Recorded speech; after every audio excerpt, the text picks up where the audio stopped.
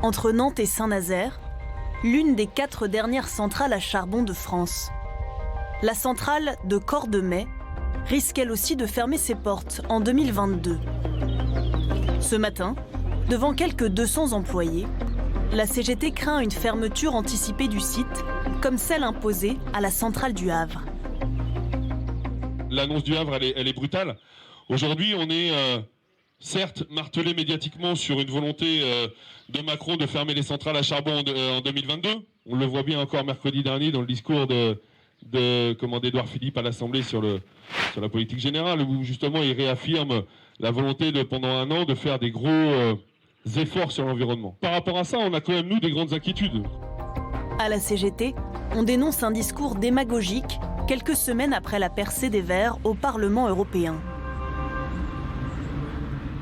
On n'est pas étonné de ce matraquage qui est fait autour des centrales à charbon, même si nous ne représentons qu'1% des émissions françaises. Depuis déjà l'arrivée de Macron, même avant, il y a un ciblage qui est fait sur les centrales à charbon en disant qu'on est l'ennemi climatique. Maintenant, on est habitué à ce discours purement politicien, que ce soit de Macron, que ce soit d'Édouard Philippe et régulièrement aussi de François de Rugy, en disant on va les fermer, alors que nous on propose un projet alternatif, alors qu'ils le savent, sans toutes les centrales à charbon, le réseau électrique ne peut pas tenir au-delà de 2022 sans coupure pendant la période hivernale.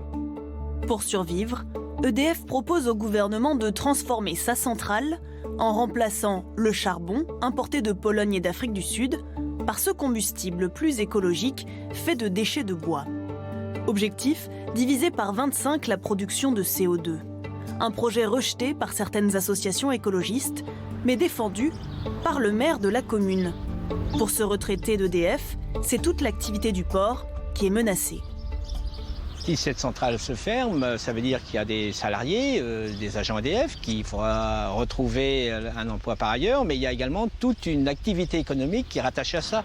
En particulier, une activité économique importante, c'est le grand port maritime qui reçoit les bateaux charbonniers, qui les transvase sur des barges qui viennent jusqu'ici. Donc là, c'est un travail pour ces gens-là, une activité économique. C'est aussi les taxes que cette centrale amène sur ce grand territoire.